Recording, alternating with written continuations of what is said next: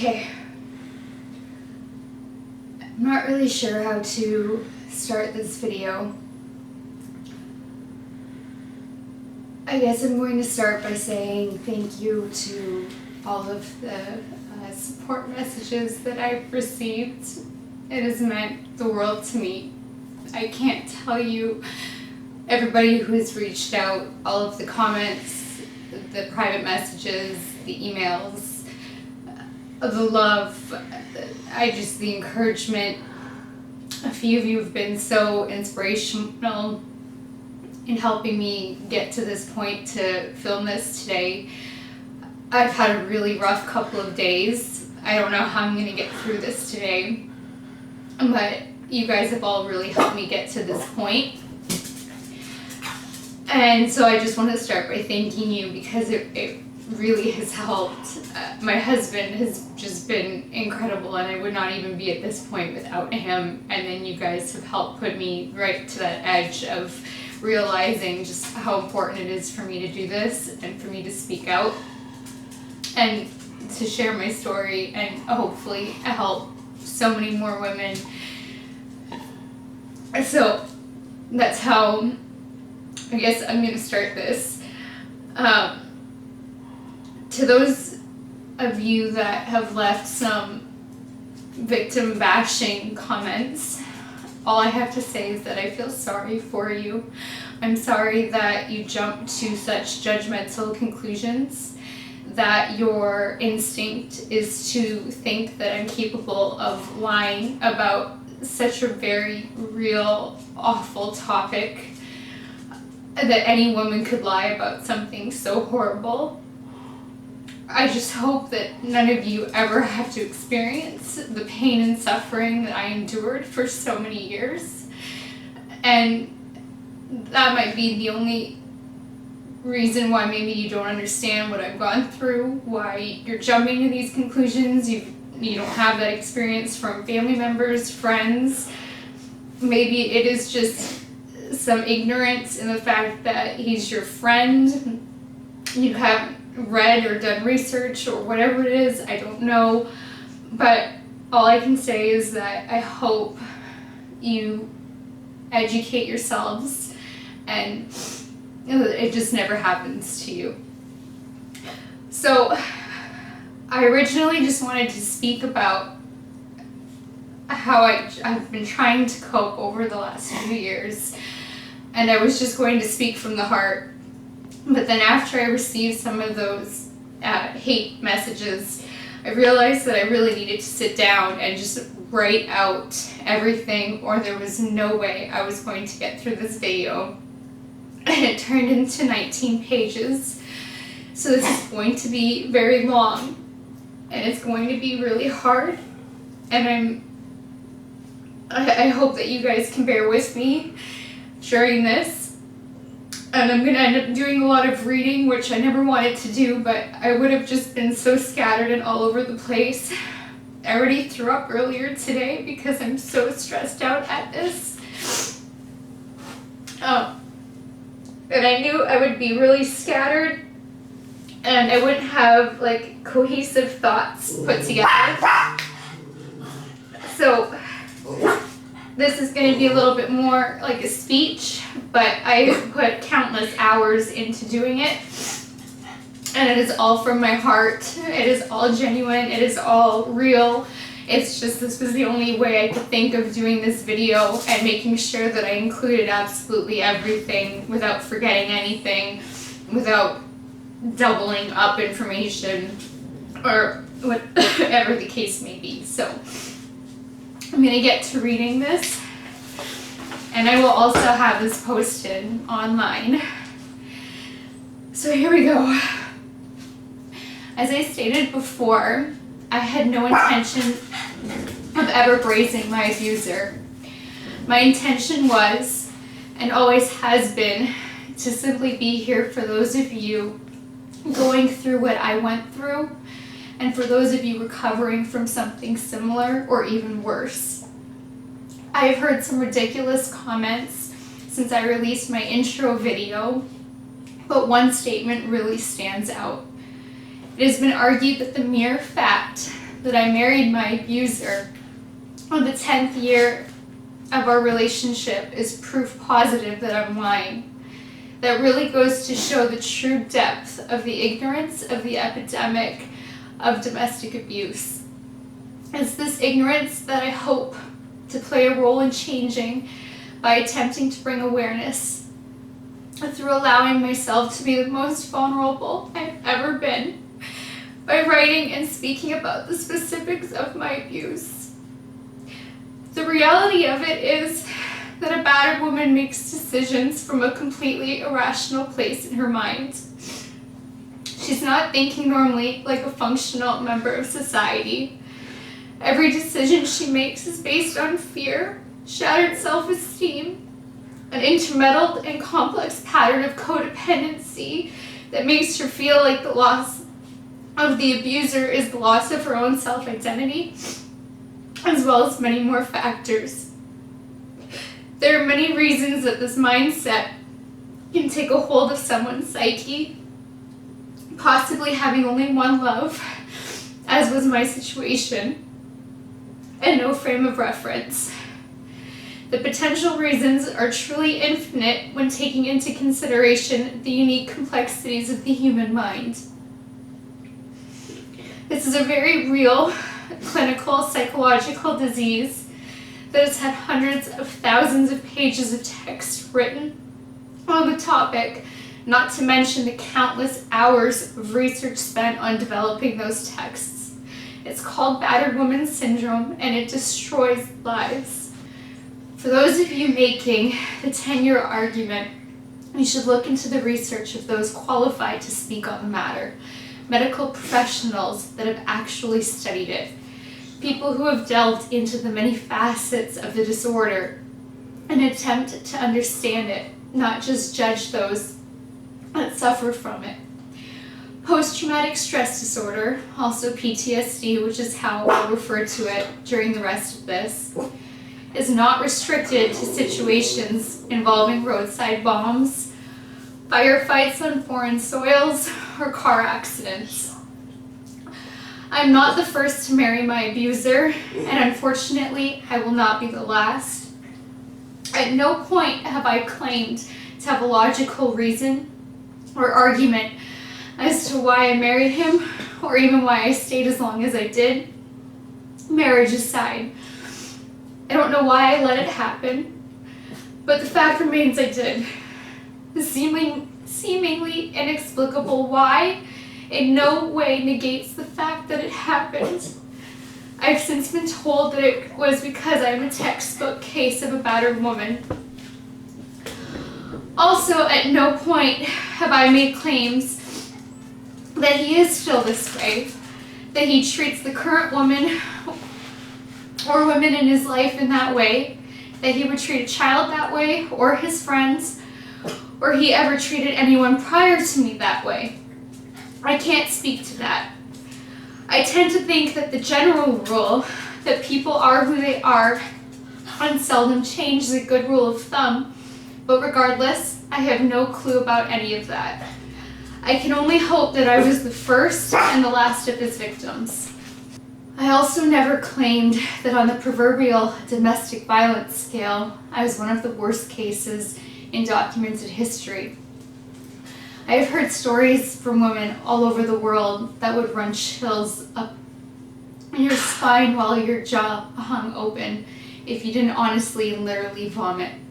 They had it much worse than I ever did, and I'm sure there are women out there that have had it much worse than even them. 2,996 people died on 9/11, and another 6,000 were injured. 84 people died on Thursday in the Nice terror attack, and another 202 were injured. Comparing the two, does that mean that Nice was not a tragedy? That the 82 lives lost that day means less than the 2,996 deaths on 9/11? Of course not. And the same thing applies to domestic abuse. Any is too much, and all of its victims matter. I I have been expressly asked by one of my abuser's friends to outline the sexual and physical abuse I suffered. It appears that this particular friend not only believes that my charismatic, sociopathic ex couldn't possibly have fooled her, that he is a great guy, and that he couldn't have committed these atrocities, except that is exactly what sociopaths do. This friend of his also doesn't care much about the emotional abuse that I endured for over a decade, as she expressly stated, and I quote, "I was and have been referring specifically to the allegations of physical and sexual abuse," end of quotes. As she continued, and now my husband, insisting that my ex was a good man and wasn't capable of any of the allegations I was and am making. I don't really care to speculate why she doesn't care about the emotional abuse, but she certainly isn't the only one that doesn't. Hence this being an epidemic. Whatever her reason, I don't really care. I will also be addressing the emotional abuse today, because often emotional abuse can be much more, I feel like I'm gonna vomit, can be much worse than the physical abuse, as it opens the door to accepting the physical and likely sexual abuse to follow. In my case, that door remained open for 11 years. Like I said originally, I only wanted to talk about coping with the aftermath of domestic abuse, an attempt to help those trying to rebuild. I fully expected to have to reveal certain specifics from time to time to my audience to show them that I truly can relate from experience and that I'm here for them. Unfortunately, I'm ill-equipped to help them make that initial escape, but I'm here in any way that I can be of assistance. If I can't, I will also do my best to get you to someone that can. Anyway, I wanted to let victims know what actions I have taken in trying to put the pieces of my life back together and remind them that there is, or certainly can be, a life after abuse. Instead, I find myself writing this, though it's only page 2, and despite the tears, I must say it is quite therapeutic.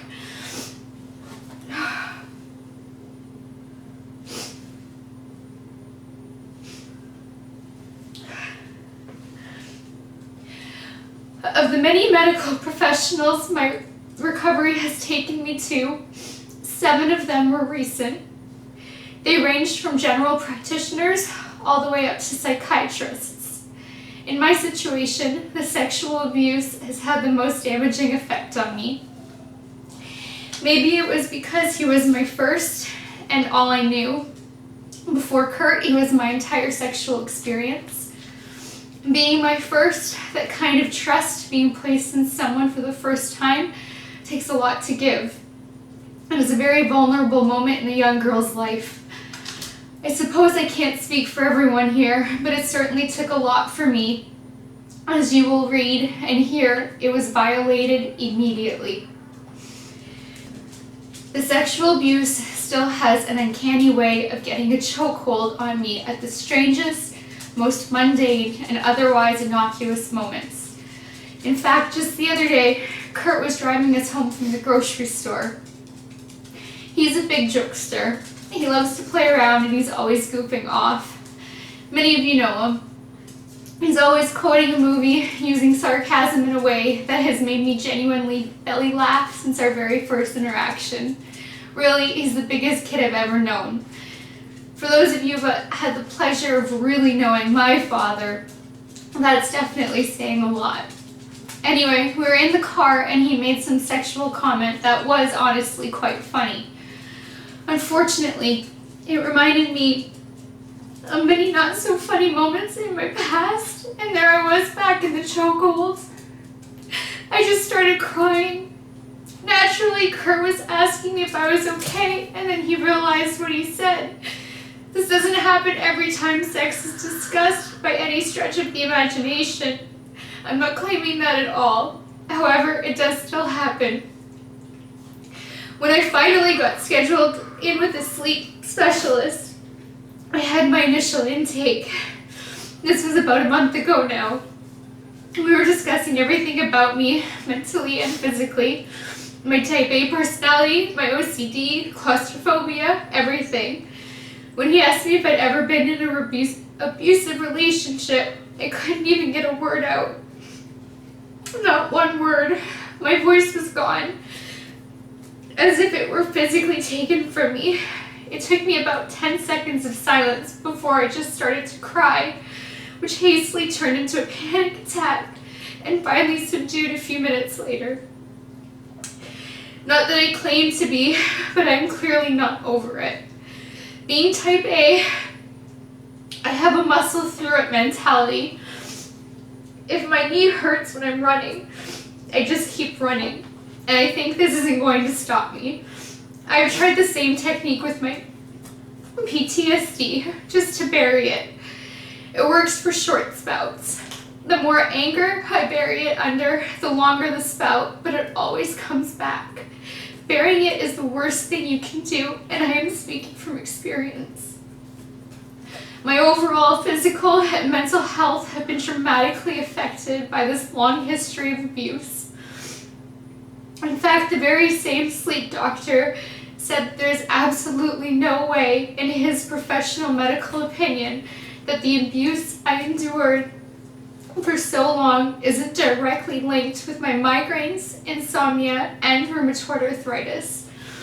Speaking about it with all of these doctors, therapists, women who have gone through the same thing, getting a security system with cameras, carrying a pepper spray and a little flashlight that can be used as a weapon, keeping a rock in my nightstand, walking with car keys in my hand so I can set my car alarm off, having dogs, being prescribed a steady stream of Xanax, and an array of other medication are all the coping mechanisms that I have attempted in my recovery. Other coping mechanisms include support groups, taking self-defense classes, strength training, running, and really athletic activity of any kind. All of these are amazing releases and make you feel more empowered. And during the abuse, self-empowerment was being deliberately smothered. This is what the subject matter of my domestic abuse page was going to be comprised of. Instead, amongst the name-calling, profanity, and colorful adjectives, I've been asked to go into the specifics. This is not something I wanted to do for a number of reasons, but to clarify, to protect my abuser was not one of those reasons. I was also accused of theatrics in the intro video on my YouTube channel when briefly discussing that I had been a victim of domestic abuse. One person stated that he has seen people finally tell their story after years of abuse, and they always break down hysterically in an eruption of emotion, or something to that effect. Well, finally there was something we could agree on. When I did finally tell my story, that is exactly what I did, and it's happened many times since. However, 3 years later, after marinating in a wonderful, supportive, and loving environment and telling my story hundreds of times to family, friends, doctors, and even to attorneys, I can now talk about it most of the time, obviously not today, without crying hysterically. Unfortunately, the theatrics I was accused of in the video have not gone away at all. They also accompany even thinking about it, let alone talking about it. I get a tight throat, my mouth dries up, my chest is heavy, I get nauseous, I feel sick to my stomach, I get shaky, it just goes on. Sadly, there's a lot of confusion about what sexual abuse is. Most people go right into aggravated rape in their mind's eye. It's the same image I would imagine most of us have in our heads when we hear the word rape. Some slapping, a bare knuckle and closed hand beating right before the victim is physically overpowered and then sexually demoralized until their abuser is satisfied. Most of the time, I would imagine that this picture is of a victim that might know their assailant, but not certainly isn't in a romantic relationship with them. And I would agree that scenario is most definitely sexual assault, and more specifically, aggravated rape. That is one end of the spectrum, but like a rainbow, there is an entire other end of that same spectrum, and there's an array of stops in between. All of it is sexual abuse. A quick hint. A key thing to look for is consent. If it's missing, it's sexual abuse. If it's not missing, it might still be sexual abuse because of coercion, amongst many other possibilities. But no consent equals sexual abuse, period. In fact, I've included a great link below for anyone that might be confused on the topic of consent. It's a video that the British police released and really drives the point home. Anyway, the same goes for physical abuse too. There's a spectrum. I've never said that my ex beat me, punched me in the face, or broke my ribs. That, however, does not in any way negate the fact that he physically abused me. He would grab me, he would throw me down on the floor, he would throw large solid objects at my head, he would punch the bed right beside my face, while on top of me, screaming inches from my face. He would corner me in rooms and keep me trapped until he was done yelling whatever nonsensical gibberish he felt like spewing at me in the moment. I could not get away or get out. He was almost double my size and frame. Regardless of your opinion of my frame's appearance, it is extremely frail from my advanced rheumatoid arthritis, and at moments in my life, it was much, much worse than today. And then there's the emotional and verbal abuse. That knew no boundaries, and it was constant. The seemingly endless barrage of put-downs, and making me feel as small as he could muster the words for, like no one could ever possibly love me, that everything was my fault, that I needed him. He would call me a prostitute and a hooker whenever I wore a dress, which for those of you who don't know me is an everyday thing during warm weather months. He was constantly on me about why I was wearing makeup and that I shouldn't slut around, and he would hold me responsible because a man in a store would check me out in passing. In turn, he would berate me until he felt he had driven his point home enough. One time, we were at a party with my gay boys. As I so lovingly refer to them, they are a phenomenal group of human beings. And while there, most of the attention was on me because of my crystal heels, my dress, and everything that I was wearing. And they all loved it. But when we got in the car to go home, Chris absolutely lost his shit. He blew up at me with a primitive, vicious, and animalistic rage. He was so mad that these men, who again were gay men, chose to converse with me all night instead of him, that he started punching the steering wheel, mashed his foot on the gas after every abrupt stop. He called me a whore and a slut, claiming that I put on a cleavage dress just to get all of the attention. And this happened all of the time. Don't get me wrong, if they weren't gay, that reaction still would have been completely unacceptable. But the fact is that they were gay, and it was even more bizarre.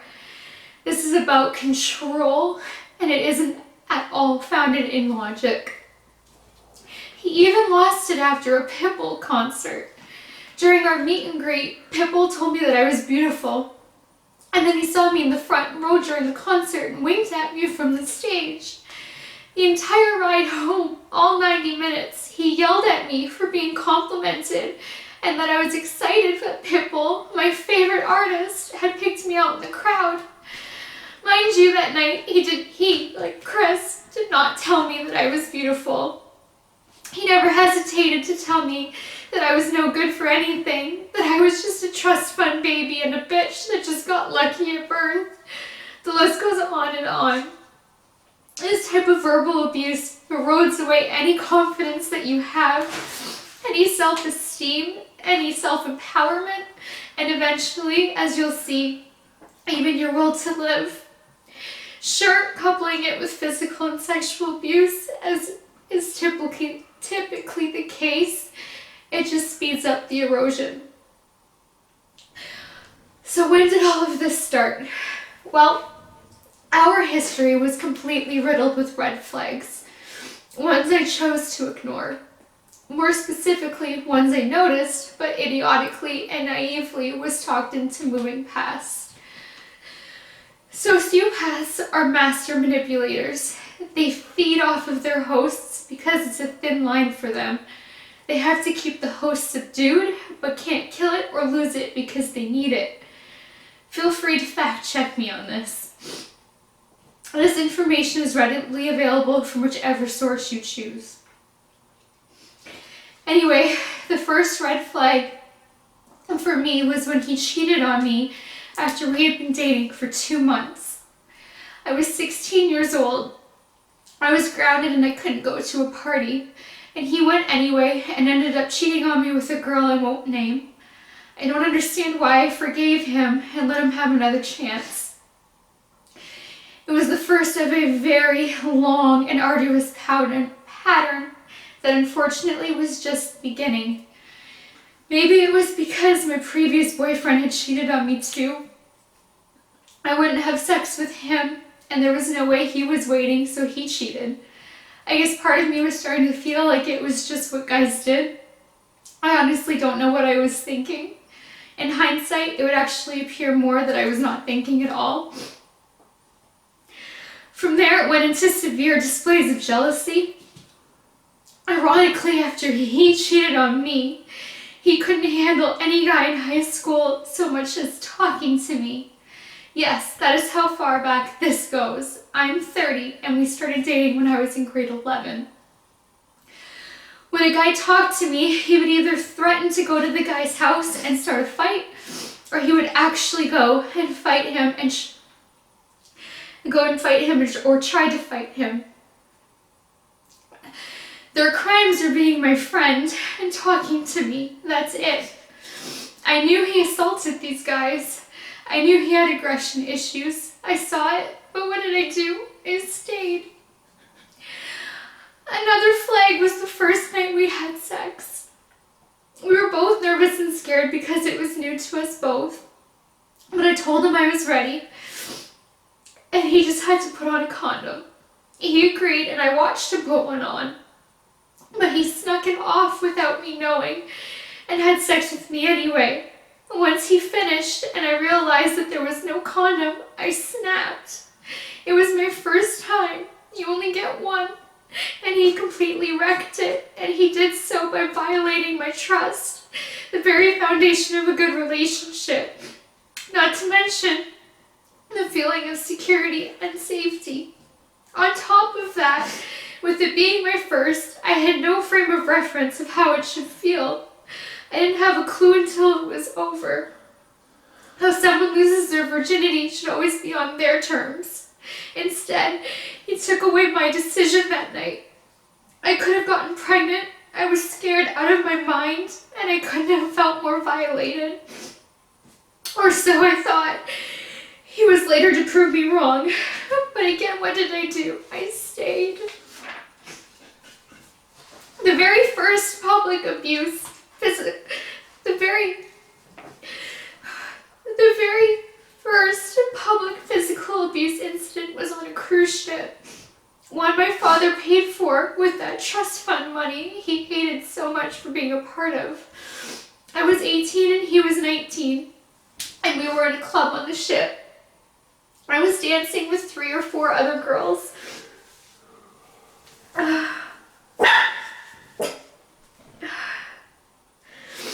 I was dancing with 3 or 4 other girls that we had become friends with during that vacation. Just casually dancing in a group. Literally nothing crazy like Vegas style dancing. Then out of nowhere he just snapped out. He came raging over to me. He grabbed me. He threw me down to the ground so hard that my legs came flying up. My heels came off and they went halfway across the floor. Security immediately jumped him and they brought him into a holding room. After I was medically checked out and released, I was safely escorted back to my room. Royal Caribbean was going to kick him off the next island. Royal Caribbean was going to kick him off at the next island and permanently ban him from their cruise line. My parents had to negotiate and beg and plead with them not to do so. My parents felt a kind of responsibility to him because he was living with us. He never really had a relationship with his mother, and my parents were essentially raising him. This extreme generosity provided him with all of life's necessities and considerably beyond. They went to bat for him. They didn't want him left on an island. They wanted him to get help. They wanted him to get into anger management classes, get counseling, something, anything. Being the great lawyer and negotiator my father is, he got off lucky and was released. He never sought that help that my parents wanted him to get either. And after that, what did I do? I stayed. And I feel so sick to my stomach right now.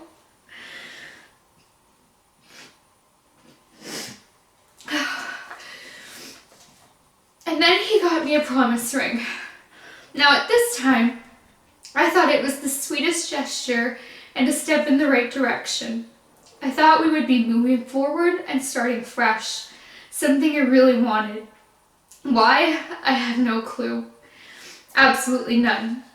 I mean, I know why now that I'm versed on battered women syndrome, but it's not a rational or logical answer. I think that's why so many people just look at the victim and start questioning her. Why didn't she leave? No one, or at least seldom anyone, is asking how the abuser could do such horrible things.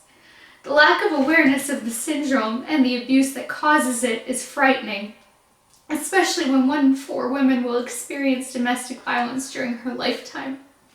That's not even taking into consideration the men that experience it. Granted, a much smaller statistic, but any and all incidents of domestic abuse are unacceptable.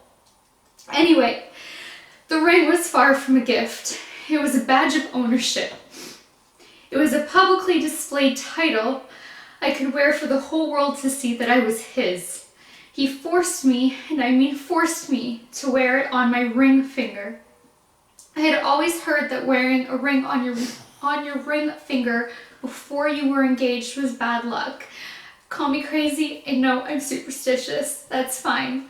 But I didn't want to wear it for that reason. I wanted to wear it on my right hand ring finger. What did I do? I did it anyway and put it on my ring finger. I wore it the way he wanted me to wear it for about the next 5 years. Finally, I told him I wasn't going to keep wearing it because a promise ring meant the next step was engagement, and I knew he wouldn't propose anytime soon. Basically, I wasn't going to give him his easy out anymore. But at that point, I knew all he wanted to do was stamp me as his when we were out in public. He didn't care if I didn't wear it at home, but I had to wear it every single second we were out of the house. If I didn't, he perceived it as an attempt on cheating on him. When I finally stopped wearing it, it was a monumental and physically violent fight that occurred at my parents' home in the Sioux, where we were living at the time. My mother heard the ruckus and came into the room, something that happened all of the time, and checked on us to see if everything was okay. Like the times before, and so many more to come, we both made up some BS excuse, like we always did. Something about having a disagreement and that it was nothing serious. The yelling that night was so bad. He threw things at me like TV remotes. I'm not talking shorts. He punched the bed, a big go-to for him. Did he hit me? No. Has he ever hit me? No. Did I ever claim that he did? No. But was it physical abuse? Absolutely. Not that it needs to get to the point of pushing to be physical abuse, but he pushed me and knocked me down 20 to 30 times over the 11 years we were together. Did I claim it was thousands? No. But was I a victim of physical abuse? Yes. And what did I do again? I stayed. Another major event was when I was 21, about to turn 22. I had just been diagnosed with severe rheumatoid arthritis. I was months away from being in a wheelchair for the rest of my life. Or so the doctors thought at the time, because the disease had progressed so quickly and so aggressively. I have documented permanent joint damage from it. It didn't take long to get to the point where I woke up one morning and my entire body had seized up completely. I couldn't bend a leg, an arm, move my head, or even open my jaw. Nothing. I was so scared and claustrophobic. It took months and months of aggressive treatment to get me moving again.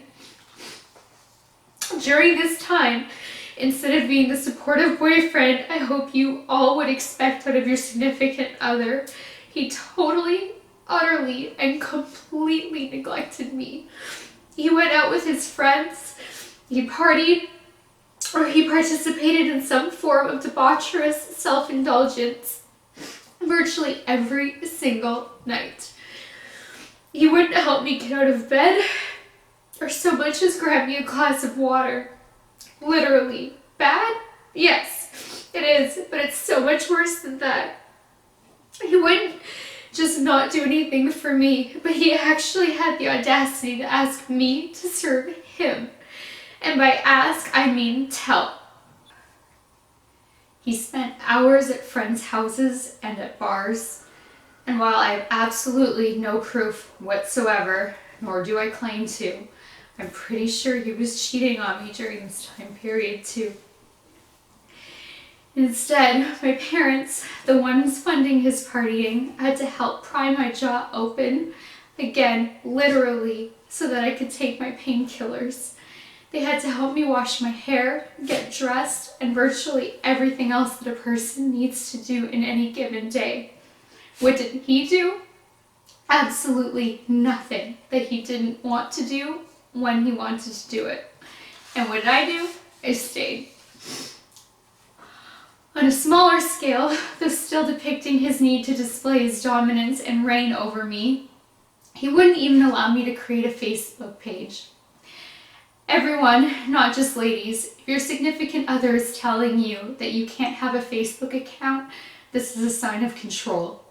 This is not only a red flag, this is a problem that is likely only the beginning and has the potential to get significantly worse, just like it did with me. Statistically, this behavior is a beginning pattern of abuse, one that is likely to blossom into physical abuse, if not sexual abuse as well. It all stems from the same need to control another at all costs. It's a drug they feed on, and they will do anything to get it. Anyway, I couldn't have a Facebook page, but here's the real kicker. He was allowed to have one. I know, right? Again, I don't know why I listened. At least this time, I decided to do something about it. I broke up with him. Unfortunately, it lasted only 1 week. Why? He started a campaign of apologies and remorse. He apologized for the way he reacted to my RI diagnosis, that he didn't know how to handle the news and withdrew. He told me he was going to start helping me with everything, that he was going to be different, and all that kind of garbage. He owned up to his anger management issues, but never fully apologized for them, and he definitely didn't apologize for the smaller things like not letting me have Facebook. I only had one for the end of our relationship because I created one when we broke up for that week. Around this time is when the sexual abuse began. Not that he was at all innocent on the night I trusted him with losing my virginity. All of you out there know If you tell someone they can touch your right hand and they touch your left hand, that's a violation of your body, period. It's not laughable or a funny joke. And from there it all goes all the way up to the scale to rape and murder, but it's all on the same scale. The condom thing he did was absolutely unforgivable, yet here I took him back for another 10 years. Anyway, at that time in my life, I was not interested in having sex with him. Yes, this was mainly due to how he was mistreating me. It also had to do with the severe pain I was in. Many times I couldn't even move. As a reminder, this was due to the disease that he told me he was going to help me with from now on, or so he said in his little take me back speech. But yes, I fully admit I turned his sexual advances down a lot. It doesn't matter why, it's my body, and I don't need to justify it, and neither do any of you. If you're with someone that wants to have sex a lot more than you, then maybe you're a bad match. You're not broken. There are 7 billion people out there. Maybe one of them is a better match for your partner. You don't need to give in, ever. It's your body. Anyway, I had to take sleep medications due to insomnia and the pain at the time. I needed something to take the edge off and knock me out. And this is when he started sexually assaulting me. This is called rape, depending on your jurisdiction. There was no consent. Physical touching and sexual penetration. Call it what you will. For clarity, at this point in my life, at least I did not say aggravated rape or aggravated sexual assault. I did not allude to him beating me. Instead, while I was hopped up on sleeping medications and what my now husband would term knock the fuck out, he would take down my pants and I would wake up to him inside of me. Yes, at that moment I would tell him to stop and get off of me, and he didn't. I can't begin to explain to you how brittle and weak I was from RA. Not to mention the buffet of medication I had to take to knock myself out.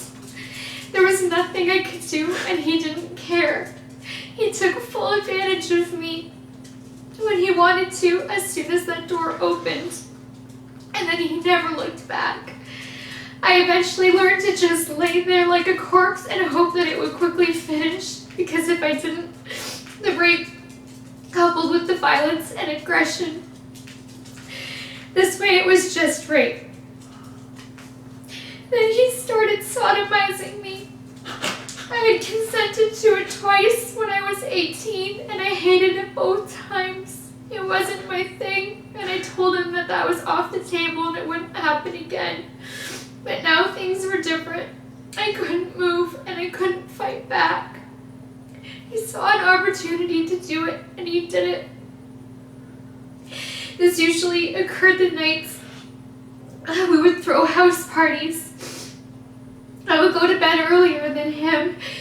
He would continue drinking until 6 a.m., come into bed wasted, and then just tear into me.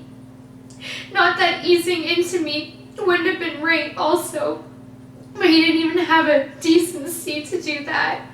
I'd be screaming and crying for him to stop, but he would just tell me to shut up, that I liked it, and then he would hold my head into a pillow. I would be bleeding and I'd have to run to the bathroom as soon as he finished. And this went on for many parties.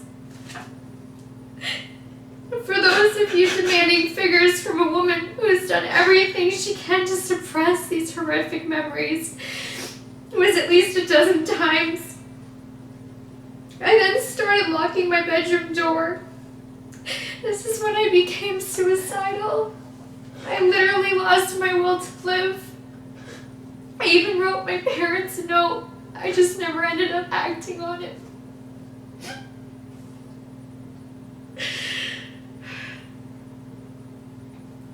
When we moved to Michigan to go to law school, we rented a house and things got even worse.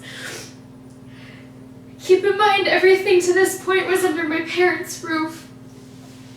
This was who he This was who he was in a house with other people that loved me and living in it. Before he did whatever he wanted, and now he felt like he had total control over me and my actions. We were alone in a foreign country. He started trying to manipulate me and brainwash me even further. He tried turning me against my own family and friends. The mind games he would play were unbelievable. This is called being a sociopath, and the statistics say there are 1 in 25. They are out there, people. This can happen to you. And they latch on to empaths, the do-gooders, people pleasers, the ones that just want to help everyone, and that's me. And I'm sure that's many of you. You are a target, and I implore you, educate yourself on the signs of sociopathic behavior. It could literally save your life. So now that we were in a different house, he felt that he could be even more violent. To name a few things, he got angry, he threw remote control at a 65-inch TV, breaking both. He punched numerous holes in the walls of our house. He broke spindles off of the staircase, railings. He punched a hole through the guest room door. And the worst was the master bedroom. I was so scared of him one night that I locked him out of the room. And he tore the door and the frame completely off of the wall to get inside. To make matters even worse, it didn't just stop in the home. He even purposely tried to run over my feet when leaving a bar drunk one night. He told me that I was talking to a musician that was hired at the bar that night for too long. It was a total of 10 minutes. He got so angry, he stormed out of the bar, and he told me he was leaving me there. He was my ride home. Worse than that, we were in an area of town that just 2 nights prior had 2 shootings. This isn't Canada. No, it's not Chicago either, but it sure isn't Canada. Not that leaving me there would have been okay if it was Canada, but at least it would have been a lot less dangerous. Anyway, I chased after him, hoping to get in the car with him so he wouldn't leave me. I was standing next to his car with the passenger door open, pleading with him to not leave me stranded. He was driving an H3, so my feet were under the car on the pavement between the front and rear wheels. He'd finally had enough of my pleading and just hit the gas in reverse with the door open. I literally reacted just in the nick of time, or the door would have hit me and my feet would have been run over by the front passenger tire. I had a friend we were there with that night bring me home, but when I got home, all the doors were locked and I didn't have a key. I could honestly go on and on with stories like this because it was just never ending. And then it blossomed further into stalking me. He got more controlling and told me I couldn't wear makeup to school. When I did, it was a huge fight. He started trying to turn me on my friends. He made up stories about them. Things so bad that if you heard them about your friend, you wouldn't want to be their friend anymore. He didn't want me to have any connections with anyone else but him. Everyone that was at our wedding, listen to this next sentence carefully. Every single person that was at our wedding, male and female, other than 3 males, don't worry Steve, you're one of the 3.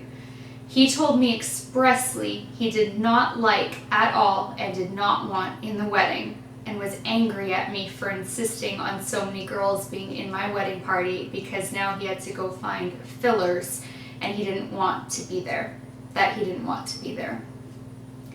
That was a huge fight. And then he cut about 100 names from the Sioux reception that we had back home. There were people I really wanted there, and I so regret letting him do that. But again, I regret letting him do so many things. And for those of you who are thinking that you may have been one of those 100 names that were cut, you're probably right, and I am so sorry because it was not my decision and I wanted you there. This is all textbook sociopathic behavior. It is also in book The Art of War. If his forces are united, separate them. This is military-grade mind games we're talking about here. And that's exactly what he was doing. He tried to sever every relationship I had with the outside world, and I had, and fortunately still have, some amazing friends and relationships. He was threatened by them, and I was a weaker, easier prey separated from them. Then there was our wedding night. This has not been in order, mind you. During the reception, I had one of my extreme migraines hit me, and I had to leave to go to my room. I told him that I was about to throw up from the pain, and I had to get to the room immediately. Now, when this happens, ideally I'd end up in a dark, somewhat cool room, hopped up on pain meds, not far from a toilet with my hair up so I don't puke all over. And that's my ideal. Anyway, I just made it to the toilet in time to throw up. I then had to try to get my dress off, hair extensions out, my headbands, everything. I took my pain medications, but I couldn't stop crying because I was in so much pain and I just kept vomiting in waves. I could go about 10-minute intervals without having to run to the bathroom. He tried to force himself on me between vomit sessions. He tried to force himself on me in between vomiting sessions. I kept telling him that I couldn't have sex. I was in agony and I kept puking at any moment, and he didn't care. He just kept trying. He tried to get on top of me. He tried to roll me over. He tried to pull me towards him. He tried to use his fingers. Everything. Once he realized that he wasn't going to succeed,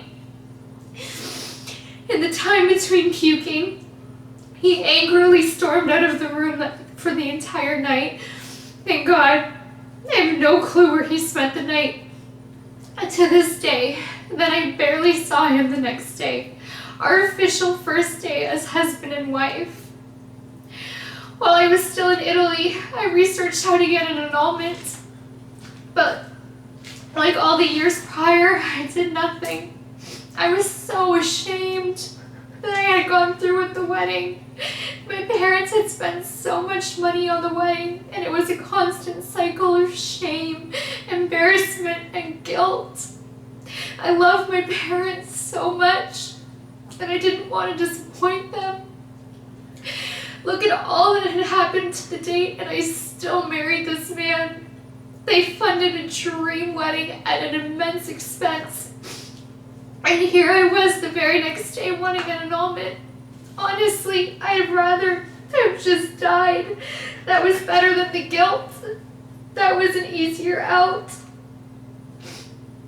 Instead, I kept making excuses for him and just held on to a sliver of hope that he would grow up to be a man like his father and not a man that mirrored his mother's behavior as he had been doing for the last decade.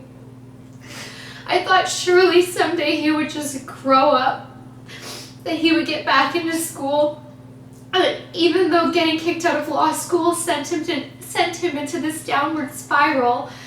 Not that the 5 years prior to that he didn't commit completely sadistic, unforgivable, awful atrocities against me.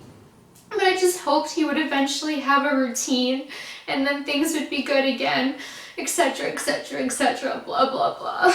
All textbook. And then there was our honeymoon. He totally neglected me. The crazy thing is, I actually cared that he neglected me. I cared that the man that tried to rape me on our wedding night wanted to go gamble, drink, and smoke all night. On my parents' dime too. Sleep the days away and not share experiences on excursions with his new wife. I was actually hurt my rapist was ignoring me. I can't even wrap my mind around it now. We traveled on a cruise all across Europe, again on my parents' expense. At least there was no sexual abuse on our honeymoon. but I still wanted to spend time with him. I was out of my fucking mind. When we got back to Lansing from our honeymoon, he moved into the spare bedroom of our home, and he would stay up all night playing video games, drinking, and playing with his music. He wouldn't go to bed until I woke up for school. My parents covered all expenses, everything for him, above and beyond, and just asked that he help take care of me while I was getting through law school because he had been kicked out himself. I had one night class at the Cooley campus located in Grand Rapids, a city about an hour away from where we lived. Being a night class, it obviously required me to commute at night. I have severe anxiety, pretty much across the board, but my driving anxiety is actually dangerous because I'm freaking out inside at speeds of 70 miles per hour. Despite my parents asking him to take care of me and him agreeing to do it, of course, I mean, how could he not? To them, anyway. He was costing them thousands every single month. It's the least he could do, right? So, naturally, he told them he would. He had to keep the money coming. But when I asked him to drive me, that was a different story. It was a fight every single week for 15 weeks. He did it, but he didn't hesitate to let me know how pathetic it was for not being able to do it on my own, and that this is how much I need him. Look at me, I can't even drive myself. Not that there was really any point in 11 years that wasn't absolutely disgusting how he was treating me, but it had reached levels that were killing me. Finally, in Lansing at our home, about 2 months after our wedding, he flat out expressly told me that he hid as much as he could about himself from me before we got married because he knew I wouldn't marry him if I knew the truth. Then once we got married, it was a license to do anything because he knew I wouldn't leave him. He never said why he knew I wouldn't, but he believed I wouldn't. I can't blame him for thinking that, really. After all, I stuck with... I'm having such a hard time. After all, I stuck with him for 11 years. Well, he did whatever he wanted to do, whenever the fuck he wanted to do it.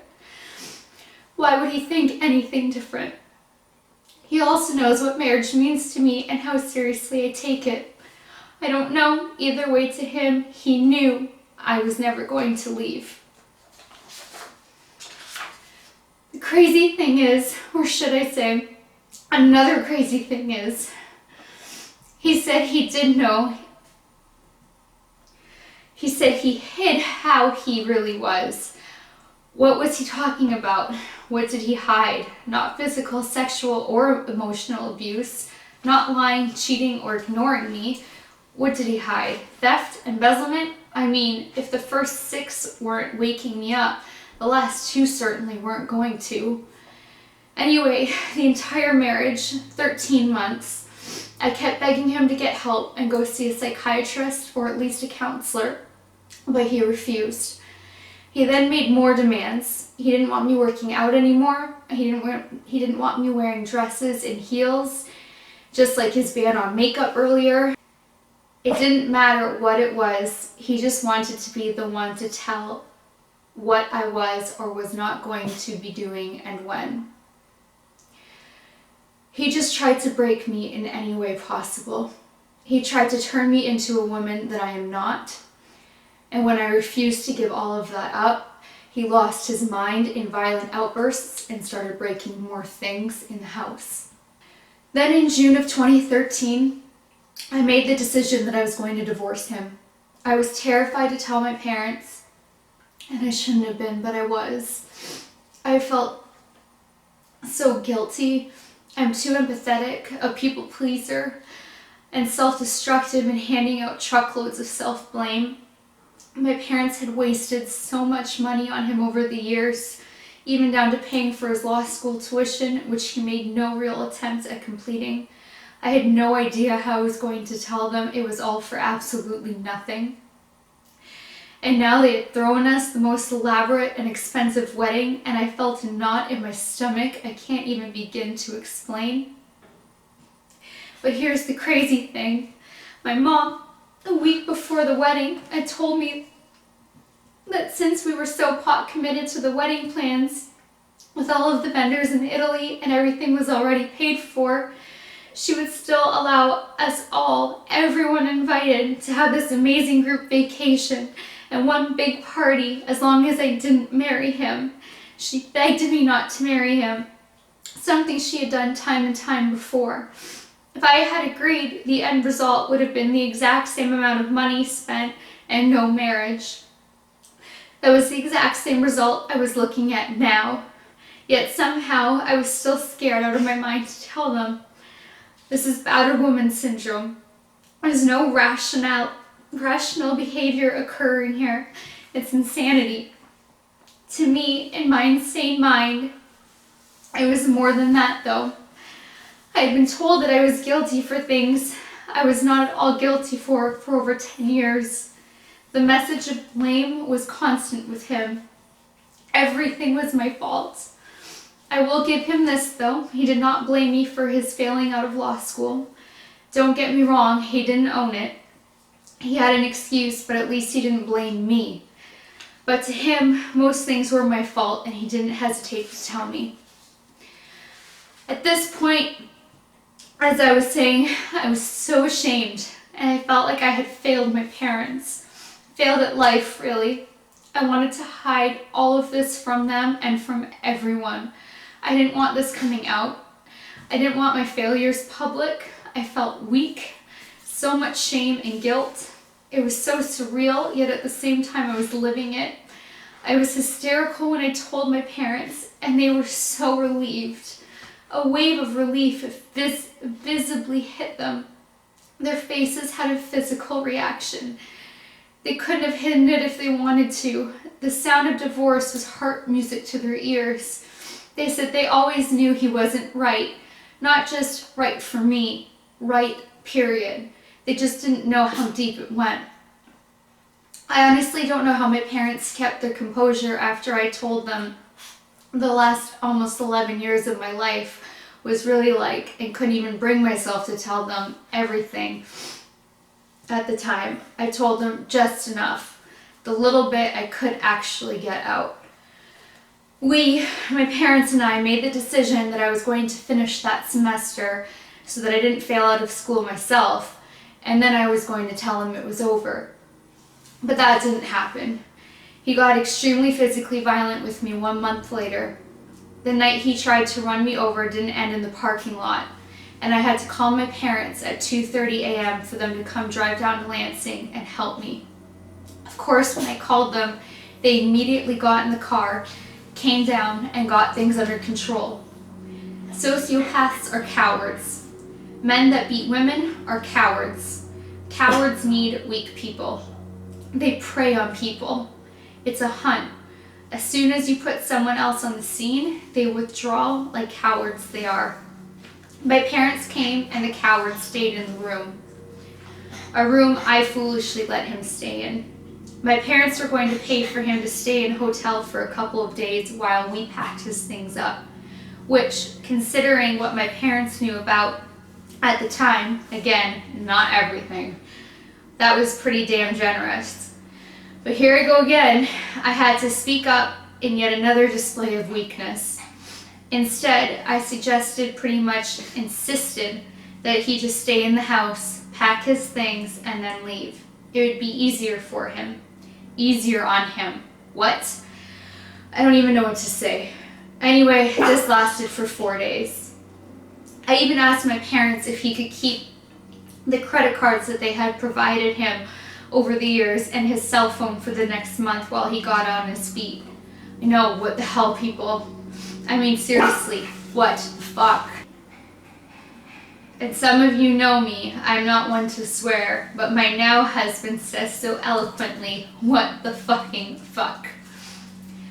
I even told him that I wouldn't say a word to any friends and I would keep Facebook up and looking as though we were married. I did everything to make it as smooth for him as possible. He raped me repeatedly, and I'm trying to transition this man into a successful launch on his own. Guilt in and of itself is a disease.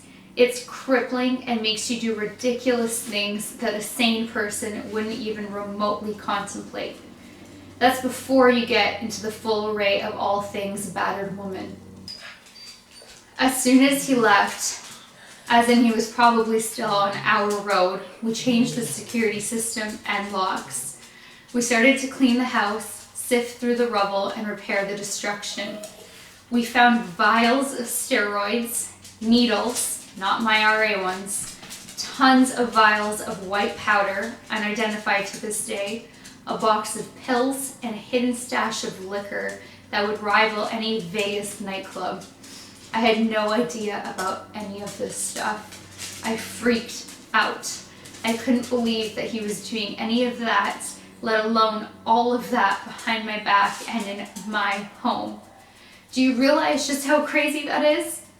I couldn't believe that a man that raped me repeatedly for the last 6 years, sodomized me against my will, cheated on me, emotionally abused me constantly, threw things at me, threw me on the floor many times, punched everything in my home, and told me to my face after we were married that he deliberately lied to me about who he was just to get me to marry him, could have done those things in my home.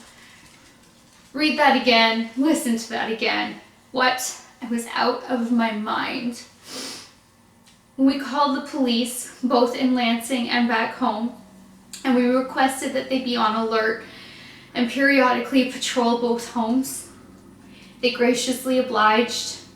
We gave them his name and description because we were terrified that he was going to do something to me, to our animals, and to our homes themselves. We didn't know. My divorce attorney wanted me to go after him in ways that would have crippled him, and he was well within the law to metaphorically put him down. I said no because I just wanted him out of my life. I wanted all ties cut. I wanted to bury this and pretend it never happened. I didn't want a court case that would go on for months or years. I just wanted it over. I still can't handle seeing an H3 anywhere in any color. I immediately feel sick. For the first 6 months, if I saw a black one like his, I would stop in complete fear and just freeze. I would literally, physically freeze. I would start sweating. My heart would be pounding. I would literally be scared for my life until I would confirm that it wasn't him behind the wheel. Total terror, and the same terror Kurt witnessed in the parking lot that day at Cooley when he was just my classmate before I actually knew him. Even then, Kurt could see Chris for who he was, a complete psychopath. On his first and only interaction with him, Kurt felt it irresponsible and unsafe to leave me alone with him in a public parking lot in the middle of the day. So why are you all just hearing about this now? Let me answer that question with a question. What do I have to gain from telling all of you my story? Do you think it feels good reliving it, being this vulnerable, going public? Does it rewind time? Does it make it all go away? No. For those of you that think I'm doing it just to attack him in some vengeful, crazy ex-wife manner, what other vengeful acts have you ever heard that I've done? Is that who you honestly think I am? If I was going to come out and strike at him for the sole purpose of striking at him, I would have done it right after I told my attorney I wanted to divorce him. Instead, I did neither. This isn't about him. My world no longer revolves around him and his narcissistic needs. In fact, I don't care about him at all. Whether they be successes or failures, his present-day life is none of my concern. I don't care about him ever. Anything to do with him is nothing but a nightmarish memory for me anymore. For the last 3 years, I chose to not share any of this, and this is far from all of it. In fact, here are just a handful more quickies. He stole my mom's limited edition Cadillac to go DJ some event after she expressly denied his request to take it. Here in the United States, that is grand theft auto. He embezzled, another criminal act, money from our bank accounts because he knew the codes. He stole $10,000 from my Bank of America account here in the States. He covered up copious amounts of liquor purchases through larger grocery purchases. Once I threw him out and he was packing, he stole a $2,000 camera and a PlayStation, amongst a bunch of other lower ticket items. He abused my parents' trusting nature over and over again with elaborate credit card purchases. He matched his items that they would have approved. I'm telling you, this list goes on and on and on for 11 years. So why didn't I share it? Why did I keep it from everyone? Some of you may even feel that I lied to you, that I put on a facade of a perfect little life. I gave women an unrealistic and unattainable goal of seemed perfection. I'm not making this up. I've had girls tell me that they always viewed my life as perfect, the Tanya Feifel. I apologize to all of you for feeling like you needed to live up to a lie, but I assure you the lie was to myself, not to you. I wanted to feel normal. I wanted those moments in between the horror, the little exchanges in coffee shops, the, oh my God, I wanted to go to that concert, that's awesome girl comments on Facebook. I just wanted a normal. And I lied to myself and I told myself I had it. Not that I ever fully believed it. I lied to my parents and I told them that I had it so that they would treat me like I had it and further perpetuate the lie I was telling myself. So that when I was with them, there would at least be a little bit of normal, something to tie me over until the next display of abuse. This is not on my parents. Maybe some of you are thinking, how could they not have known? Why didn't they do anything? They had no way of knowing the extent of what was going on. So much of this happened at night when everyone was sleeping. The vast majority of the physical abuse was when they weren't home, when we moved to Lansing, or in the car when it was just us. Statistically, sociopaths are very intelligent, and I never claimed he was dumb. Intelligence was not why he failed out of law school. Had my parents known the extent of what was going on, honestly, even half of what was going on, I'm pretty sure prison would have been the least of his problems. My parents are wonderful people, and like my husband now, they have big hearts, love deeply, are pit bull loyal, and protect their family. I'm pretty sure that one of them, if not both of them, would have killed him. Anyway, like I said, the list goes on and on.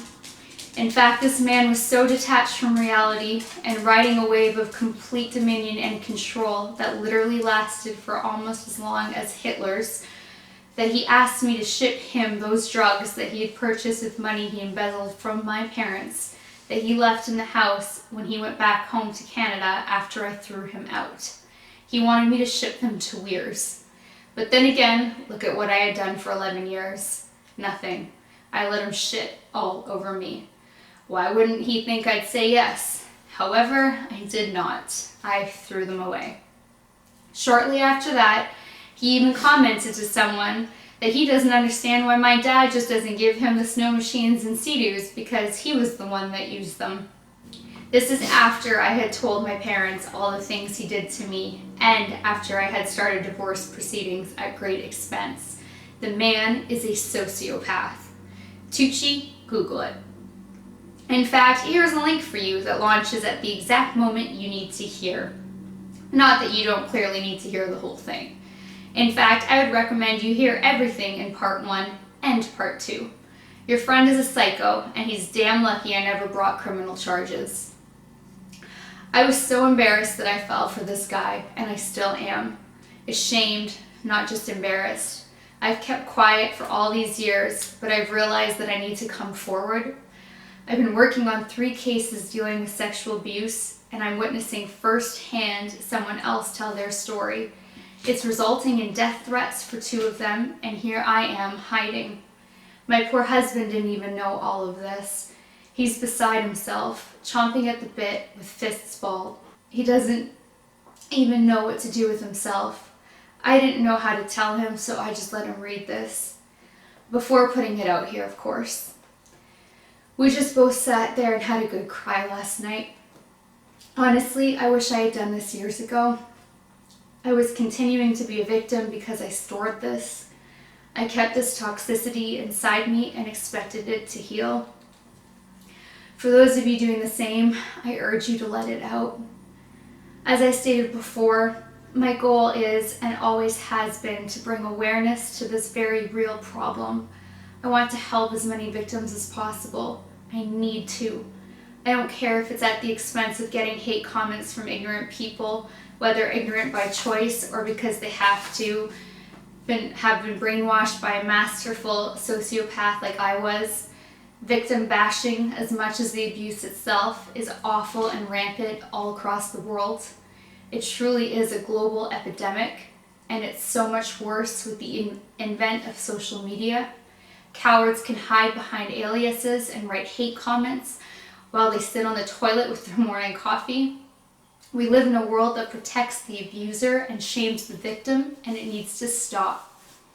I don't need anybody to understand me, to understand why I stayed, to understand why I didn't tell anybody.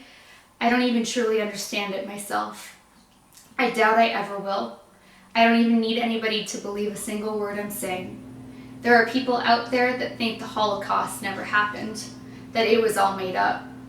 People believe what they want to believe. Unfortunately, like the Holocaust, this did happen.